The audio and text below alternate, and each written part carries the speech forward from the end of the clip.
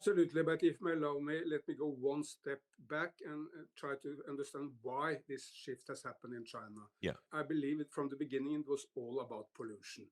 Look, 10 years ago, Beijing was horribly polluted. I mean, you could deal the air by a knife because it was so horribly thick of pollution. The sky was gray every day. 3 weeks ago, I was jogging, running in Beijing. Sky was blue, sun was bright. Can inhale clear, fresh air. Such a transformation.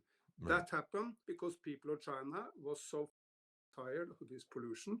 They demanded change from the leaders.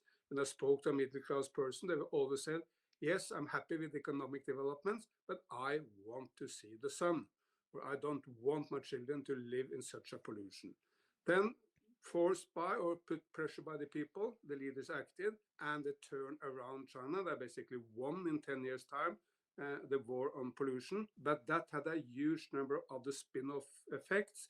It put China in the front line as the number one environment protection nation of the world, which is an enormous achievement. Right. And they have turned themselves into the absolute powerhouse of green production, electric cars, electric trains, metros. China is Yeah. the lead in every single of these sector. Basically, China is at the very minimum 60% of every green sector in the world. Yeah, it is quite incredible to see the numbers. I saw a tweet that you had sent out that that basically had said, China's providing a model for the world to follow for this more sustainable Earth.